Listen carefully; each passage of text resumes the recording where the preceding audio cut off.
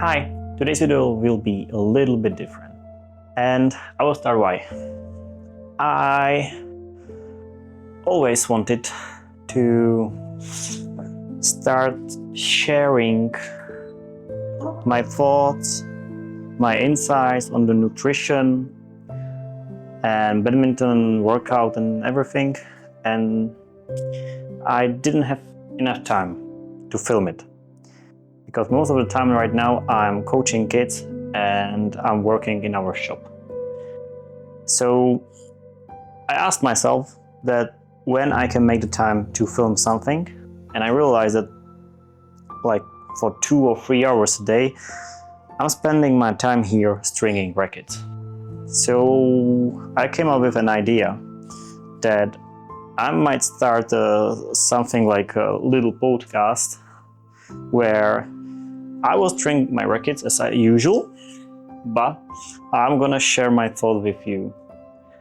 As today is the first video, I don't even know how it will be called. Maybe string talk, stringing talk, or something like that, but I'm not really sure. And what are we stringing today? It's the FELET DJ 1000 power, and it will be for 11 straight and 11.6 cross strings. And really, I didn't script anything for today's video, so it will be a little tougher for me to speak about something. I don't even know if you're gonna hear me, so this is just the test video how it might look like. And maybe I will start with who am I? And because I feel like I spoke on this channel many times and I never said who really I am. Because I've been playing badminton since I was little, and sorry that I'm not looking in the camera, but this is the concept that how it's gonna look like. So since I've been younger, I've been playing badminton for a long time. And I've been playing on like a national level. I won the Czech championship under 15 in men's doubles, but I don't think that this is something huge.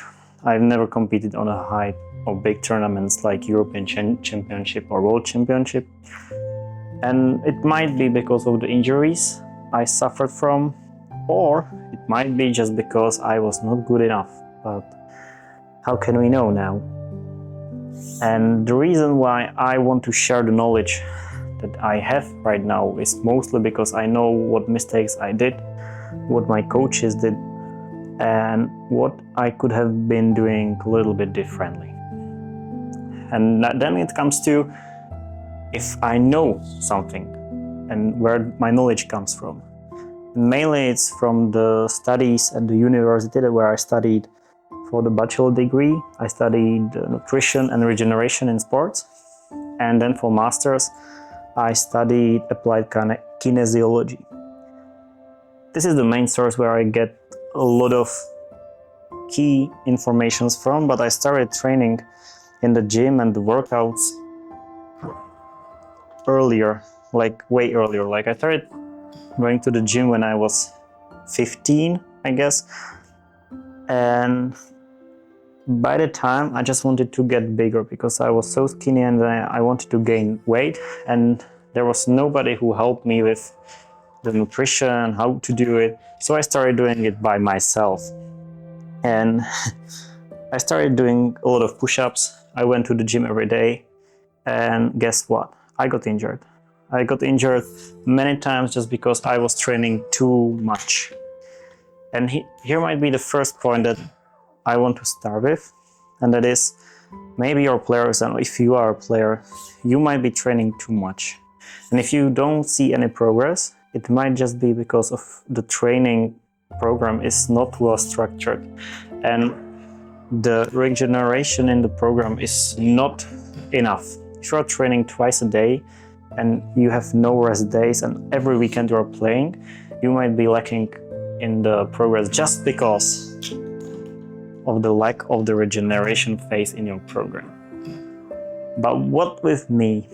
I injured myself many times with my elbow, shoulder, knees. But when I was 20, I injured my spine. and that was the most serious injury I've ever had. And the issue I had afterwards was that I was not able to play badminton for the first time, and I was told by the doctor that I might not be able to play badminton again. So I tried many doctors. One doctor who specializes in sports science, then he told me I can play, but it will take a lot of work with rehab and stuff like that. And that was when I was the first year at uni, and I realized I really want to learn a lot of stuff about this so my players will not suffer from the same mistakes that I did. And then it came to my self-development. I went through all coaching courses that I can. I gained the BVF coach level 1 when I was 18. So it's the, I think, youngest age that you can apply for that. In 2 years, I applied for BVF coach level 2, which I successfully did. So it was around at 20. Now I'm 27, and last year I successfully completed the BVF coach level 3 course, which I still think is one of my biggest achievements, because then there I heard from coaches which they are way above me. They are training with different players, like they are training with players competing in the European Championships and World Championships, and I'm training mostly kids with, maybe ambitions to play at these tournaments, but we are still not there. So that was the time where I realized, maybe I know something. And where I see the issue now is that coaches will many times think they know something better than others. And this is not the bad point. It's good to think, and sometimes you know more than others. But then you still need to develop yourself. You cannot stop just because you think you know everything. And I can see it with many coaches that they had some structure training program that worked on some players, but they stopped learning new stuff. And as you probably know, because you are watching this video, and it is mostly about badminton, that badminton is pretty tough sport when it comes to injuries, diet and everything. And if I speak about diet, I still think that many players don't even know how to eat properly. Because when I was on bachelor studies, I did a little review on the badminton players I knew by the time in our club. And it was just basic structure where I went through their daily routine with the trainings and their intake. So outtake and intake of the energy. What I found that I had 6 players, and every single player was eating less than he was supposed to. With one player, it was so bad that he was eating like 2,000 or 3,000 calories less than he was supposed to. And there came the point for me that the nutrition part is even more crucial than how to play a forehand lift. Because I believe that even when you click on any video on YouTube, there are a lot of tutorials how to play every stroke, and you can choose from, and you can even learn by yourself, and you don't need a coach. But it's always better to have a coach because he can give you a better structure. But when it comes to the nutrition, there is nearly anything on YouTube, and you can ask ChatGPT, and I think it will give you pretty good results and answers. But from someone as me who suffered from some eating disorders a little bit, and I know how it's to feel not enough fueled for trainings and tournaments, and lacking of performance, which might be caused because of my nutrition, because I heard many times not to eat carbs. I tried it. I didn't have energy. Guess why? It's just because badminton players need carbs.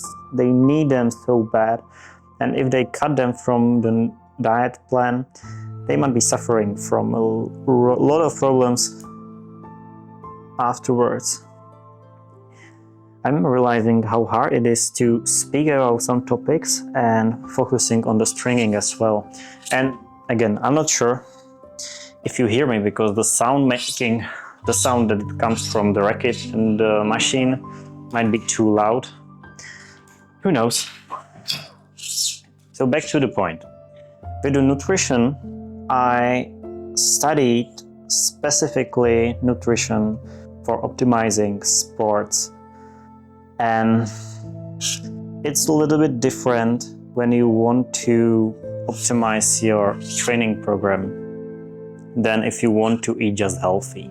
Because sometimes when it comes to the nutrition planning for sportsmen, it might not be that healthy that if you are not doing anything and you just go to the gym 2 or 3 times a week, because the food intake you are getting might be just the fuel for your body, so you can have energy to train and to maintain the level of the energy to survive all the trainings. So now, speaking about this, where do you think is your knowledge about the nutrition in badminton trainings? Yeah, dramatic pause. You can type in the comments if you are learning or educating yourself about the nutrition in badminton, or if not. And this is one of the topics that I would like to speak about when stringing, because this is crucial part of the training program where not only coaches but players are lacking, and even their parents, because their parents or your parents don't know what to give you and how to prepare a meal for tournaments and even for the trainings. And you might probably have been not suffering from, but you might have ever felt like on a tournament day that you play the first match full of energy, then second match still full of energy, and then there was the third match. Now you're starting to feel a little bit tired, and then the fourth match, and every match is getting worse. But what did you eat during that day? You finished the match, you came back to the bench for your parents, coaches, and you didn't eat anything. So you are not fueling your body with energy. You are just getting the energy from the store you stored day before or in the morning. And this is like this for 2 or 3 matches in a row. Then you go to the lunch, if you go. Because I know that in our tournaments in the Czech Republic, many times we have a tournaments where you don't even have time to go for a lunch. So how you can deal with it is just the basic advice that you can add.